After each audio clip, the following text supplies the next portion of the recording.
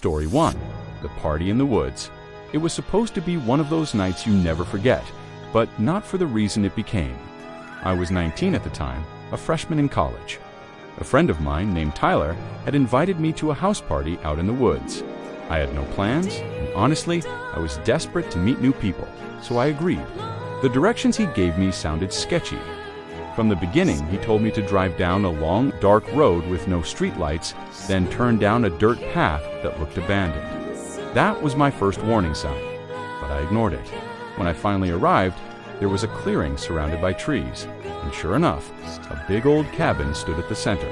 Cars were parked everywhere, music was blasting, and I could already see silhouettes moving around inside. It felt alive, like the kind of crazy night you only experience once in college. But even as I walked in, I felt this strange chill. The place was packed, bodies pressed together, strobe lights flashing, people shouting over the music. I forced myself to relax. Tyler found me and immediately shoved a drink into my hand. I spent the next couple of hours mingling, laughing, and trying to loosen up. But there was this one guy who caught my attention for all the wrong reasons. He wasn't dancing, he wasn't drinking, he wasn't talking.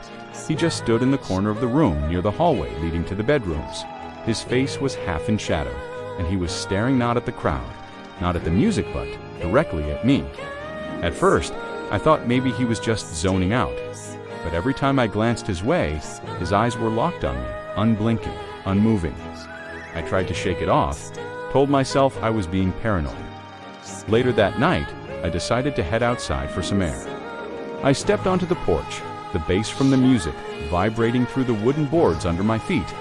The night was cold, my breath visible in the moonlight. And then, a floorboard creaked behind me. I turned, expecting to see someone else from the party stepping out for a smoke. But it was him, the man from the corner. He stood in the doorway, half of his body swallowed by the shadows inside the cabin. His face was clearer now. "Hey," I said, my voice cracking slightly. "You good?" He didn't answer, just took one slow step forward. Something inside me screamed to get away, but before I could move, someone from the party shoved open the door and stumbled out laughing, completely unaware of the tension. The man melted back into the shadows without a word. I stood frozen, heart pounding in my chest, until the drunk guy lit a cigarette and wandered off into the woods. I decided I was done with fresh air and hurried back inside. But the man was gone. The rest of the night felt wrong. I couldn't shake the feeling of eyes following me through the crowd, even though I couldn't find him again. Around 2 a.m., I decided to leave. I said goodbye to Tyler, made my way through the thinning crowd, and finally stepped outside. The night was dead quiet now. Most of the cars were gone. My own sat alone near the edge of the clearing. I climbed in, locked the doors, and started the engine. As my headlights flicked on, I froze. There was someone standing just beyond the tree line. It was him, his pale face reflecting the headlights, his body half hidden behind the trunk of a tree. He wasn't at the party anymore. He was waiting. I threw my car into reverse so fast I almost backed into a ditch, then tore out of there, the dirt road kicking up clouds behind me. My hands shook the whole drive home. When I finally pulled into my driveway, I sat in my car for nearly 10 minutes, trying to convince myself I'd imagined it. But then I noticed something that made my blood run cold. On my back windshield, drawn into the layer of dirt and dust, was a handprint. Story 2. The birthday party basement. I was 17 when it happened. It was the last time I ever went to a friend's birthday party without knowing exactly who else would be there. My best friend, Hannah, had invited me to her cousin's birthday. It wasn't supposed to be anything. Just a bunch of teenagers hanging out in the basement of her aunt's house. Music, snacks, maybe some games. I showed up around 8 p.m. with a gift bag in hand, expecting something pretty casual. The house was in a quiet suburban neighborhood, the kind where all the lawns looked perfectly cut and the streets were dead silent at night. But when I walked in, I realized there were way more people than I thought. The basement was crowded at least 20 kids. Some I knew from school, others I'd never seen before. There was loud music, soda cans scattered on tables, a cake sitting untouched on the counter. At first, It was fun. I hung out with Hannah, we laughed, took pictures, and tried to avoid the small group of guys who were already acting obnoxious. You know, the type loud, drunk even though they weren't supposed to have alcohol, showing off. But there was one guy in particular who stood out. Not in a good way. He was tall, lanky, maybe a year or two older than the rest of us. Nobody seemed to know who he came with. He wasn't talking much, but he was watching. Always watching. At first, I noticed him staring at Hannah. Then at me. Then at the door leading up the stairs, like he was keeping track of who was coming and going. It made me uncomfortable enough that I whispered to Hannah, "Do you know that guy?" She glanced over and frowned. "No, I thought he was with you." That should have been the red flag, but we brushed it off. Around 10, someone suggested we play hide-and-seek-can idea that sounded stupid at first. But after some peer pressure, everyone went along with it. The basement was big, with side rooms, closets, and even a small laundry area. Perfect for hiding spots. When it was my turn to hide, I slipped into the laundry room. It was dark, the hum of the dryer masking the noise of footsteps upstairs. I crouched behind a rack of hanging clothes, grinning to myself. That's when I heard the door creak open. I froze, expecting to hear the seeker counting down. But there was no voice, no countdown, no laughter, just slow, deliberate footsteps. The kind of footsteps where the person wants you to hear them. I held my breath, waiting for the person to yank the clothes aside and shout, "Gotcha." But instead, the footsteps stopped right in front of where I hid. And then something terrifying. The faintest whisper, right against the clothes. "I can see you." Every muscle in my body tensed. I stayed crouched there for what felt like forever before finally crawling out. The game was over by then. People laughing and shouting in the main room. I tried to blend back into the crowd like nothing happened, but the guy, the tall, lanky one, was standing near the back wall, staring straight at me with this twisted grin. My stomach dropped. I pulled Hannah aside and told her exactly what happened. She looked freaked out too, and we decided to go upstairs, away from the basement. Except when we tried, the guy stepped in front of the stairway door, just casually, like he was leaning there by accident. But his eyes never left me. That was it. I told Hannah I didn't feel good and needed to leave. We went to grab my coat, but when I came back, he was gone. At least, that's what I thought. I said quick goodbyes, stepped out into the cool night air, and started down the street toward my car. That's when I heard footsteps behind me. I turned. There he was, walking down the driveway. Not running, not calling out, just walking. I tried to stay calm, but my pace quickened. I reached my car, fumbled with the keys, and got inside. Locked the doors instantly. He was standing in the street now, just staring. I turned the ignition, headlights flicking on. For a split second, I thought maybe I was overreacting. Maybe he was just leaving too. But then he smiled.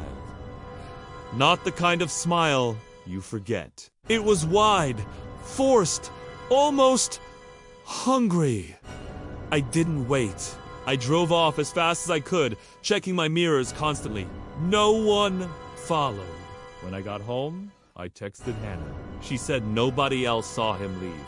And when she asked her aunt swore she hadn't invited him. Nobody knew who he was. But here's the part that still makes me shiver. The next morning, I found something stuck under my windshield wiper. A folded piece of lined notebook paper. The cabin after party, it was supposed to be one of those unforgettable nights, and trust MIT was. Just not in the way anyone wanted. I was 19 at the time, a college freshman. After finals week, a group of classmates planned an after party at someone's family cabin deep in the woods. No parents, no neighbors, no curfew.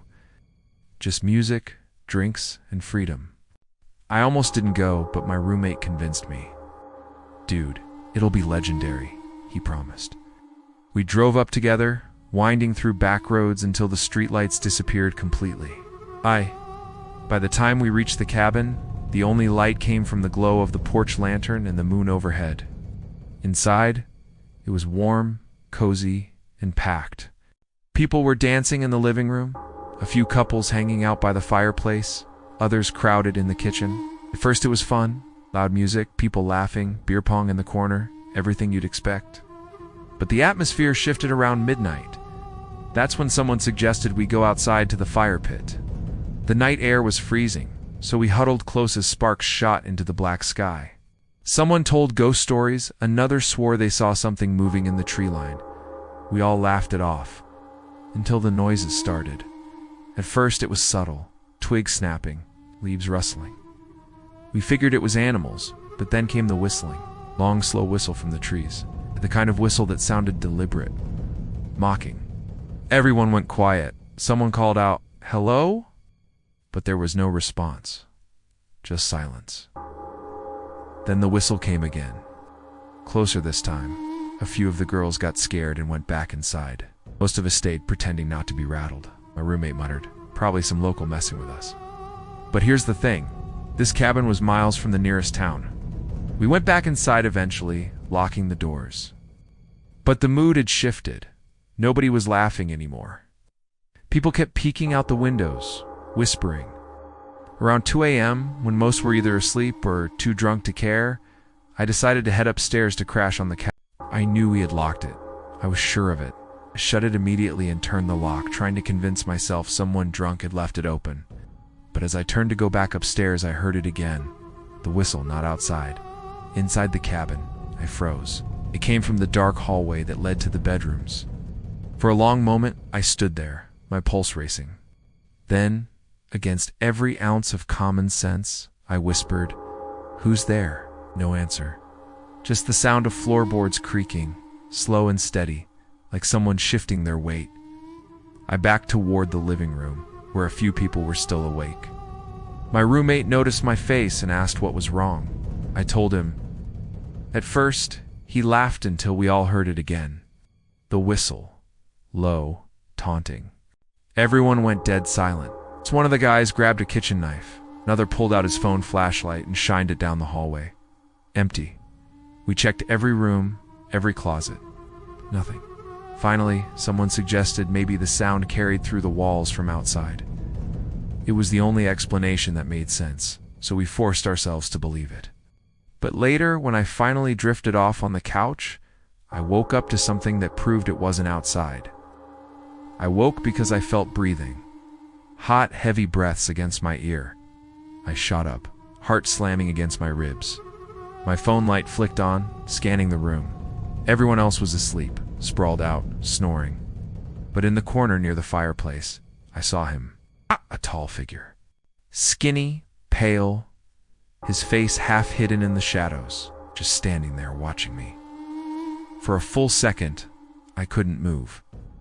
I thought maybe I was dreaming until he tilted his head and I heard it again, the whistle. I screamed, waking everyone. By the time the lights came on, he was gone. No open doors, no broken windows, just gone. We tore the place apart, nothing. At sunrise, we packed up and left without even cleaning. Nobody spoke on the drive home. Nobody wanted to. When I got back to campus, I tried to forget about it. Tell myself it was exhaustion or some twisted prank. But a week later, I found something slipped under my dorm door. A scrap of paper. On it, scrawled in uneven handwriting, were 3 words. "See you soon."